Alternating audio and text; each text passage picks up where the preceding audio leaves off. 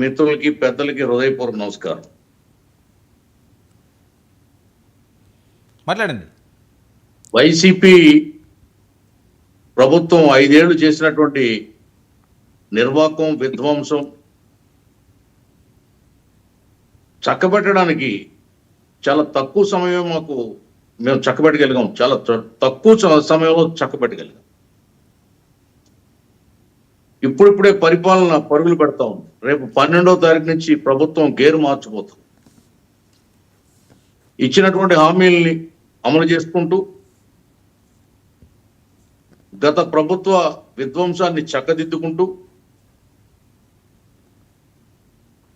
ప్రభుత్వం అనేది చాలా సాఫీగా ముందుకెళ్తా ఉంది. ప్రజలకు కూడా నమ్మకం కలుగుతుంది.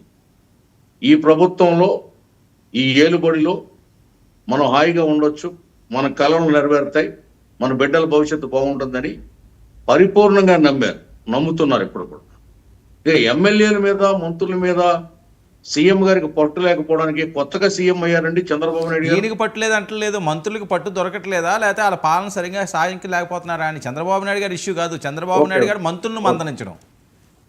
ఓకే అండి, ఓకే. మంత్రులు ఇప్పుడు కొత్త మంత్రులు కొంతమంది వచ్చారండి. కొత్తగా ఎమ్మెల్యే అయిన వాళ్ళు, ఫస్ట్ టైం మంత్రులు అయిన వాళ్ళు ఉన్నారు. వాళ్ళకు కొంత కొత్త ఉంటుంది, కొంత అవగాహన లేకపోవడం, అధికారులతో వాళ్ళకి ఏ విధంగా సంయమనం చేసుకోవాలో తెలియకపోవడం, సమయపాలన లేకపోవడం, ఈ ఇత్యాది విషయాలలో కొంత తడబాటు ఉన్నమాట వాస్తవమే. వాళ్ళు చక్కబడతారు. ఇప్పటికే వాళ్ళు 1 year సీనియారిటీలో వాళ్ళు అన్ని తెలుసుకున్నారు, ముందుకెళ్తారు. రాబోయే రోజుల్లో బాగా పరిపాలన చేస్తారు. అందులో ఇబ్బంది ఏమీ లేదు. ఇంకోటి ఏడాది నుంచి చెప్తున్నా ఇంకా సెట్ అవ్వకపోవడానికి కారణం ఏంటని. ఇది ఏడాదిలో సార్ వర్మ గారు ఏడాది అంటారండి. ఏడాది కాదు కదా, 5 ఏళ్ళు కదా మాకు ఇచ్చిన సమయం.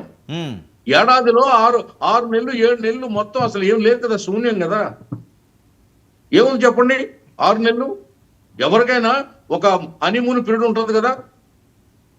ఒక 6-7 నెలలు తీసేయండి, ఇంక మిగిలింది 6 నెలలు. 6 నెలల్లోనే పరిపాలన బాగానే ఉంది కదా, ప్రజలు సాటిస్ఫాక్షన్ తో ఉన్నారు కదా. ప్రజలకు వచ్చిన ఇబ్బంది ఏముందండి? ఇప్పుడు ప్రజలకు ఏమన్నా నష్టం జరిగిందా? ఈ ఏడాది పాలనలో ప్రజలు ఏమన్నా ఇబ్బందులు ఎదుర్కొన్నారా? ప్రజలకు ఏమన్నా ప్రజల్ని నొప్పిస్తూ పరిపాలన ముందుకెళ్తుందా? ప్రభుత్వం వల్ల ప్రజలు హర్ట్ అయ్యారా? ప్రజలను మోసం చేసిందా ప్రభుత్వం? ఇచ్చిన మాట ఏదైనా తప్పిందా గతంలో లాగా? చెప్పాలండి. ఇప్పుడు జగన్మోహన్ రెడ్డిని అరెస్ట్ చేయలేదంటారు, అరెస్ట్ చేస్తే అక్రమ అరెస్ట్ అంటారు, అవినీతి రుజువు చేయలేదంటారు. ఓ పక్కనే లిక్కర్ కేసు ఏమో అక్కడ జరుగుతూ ఉంది చెప్తా ఉంటే దాన్ని వేరే కోణంలో ఆ పేపర్లో రాస్తారు, ఆ ఛానల్లో చూపిస్తారు. ఏమిటండి ఇది? వాళ్ళు 6 లక్షల మాట్లాడండి. వాళ్ళు 6 లక్షల కోట్ల అవినీతి పరుడు చంద్రబాబు నాయుడు అని చెప్పి బుక్ రాశారు. ఆ బుక్ ఎక్కడుంది? పింకు డైమండ్ చంద్రబాబు నాయుడు గారి ఇంట్లో ఉందని చెప్పారు.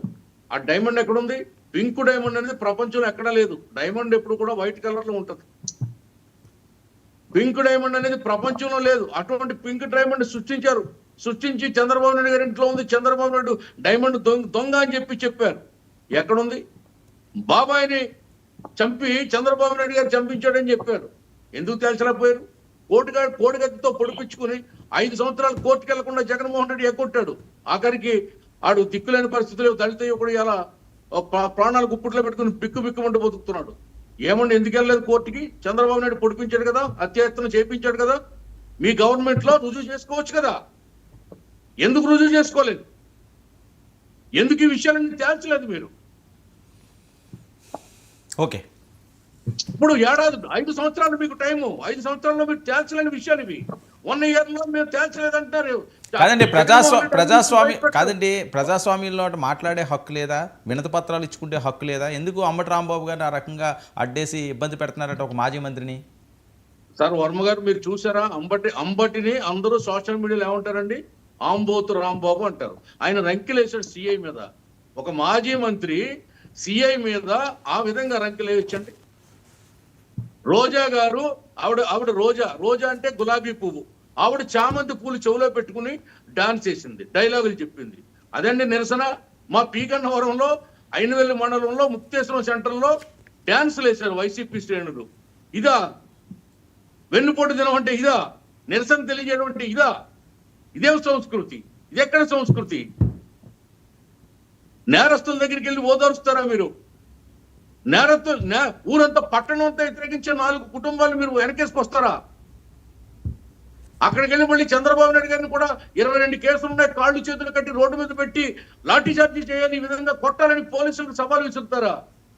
ఏమి ముఖ్యమంత్రి, ఏమి మాజీ ముఖ్యమంత్రి అండి, ఏమి పార్టీ అధ్యక్షుడు అండి, అది ఏమి పార్టీ అండి? అది ఏ సందేశం ఇస్తుంది సమాజానికి?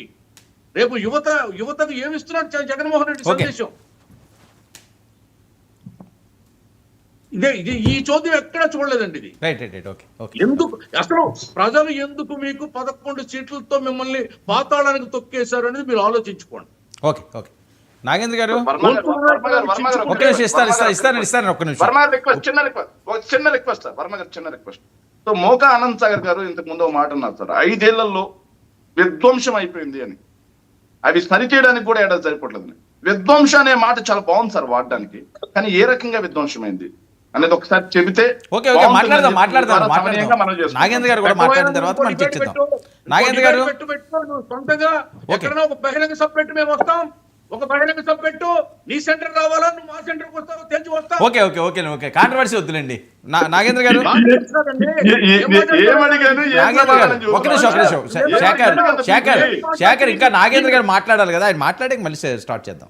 నాగేంద్ర గారు గుడ్ ఈవినింగ్. వర్మ గారు గుడ్ ఈవినింగ్ అండి. ఏంటి ఎలా సాగుతుంది పాలన? ఏడాది పాలన బాగా సంబరాలు చేసుకున్నారు. ఎప్పుడో వచ్చి జనవరినేమో జూన్లోనే చూపించారు, ఎప్పుడో వచ్చి దీపావళిని మళ్ళీ జూన్లోనే చూపించారు.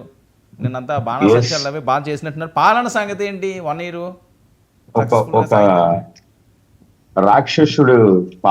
రాక్షస పాలన అంతమొందించినప్పుడు మా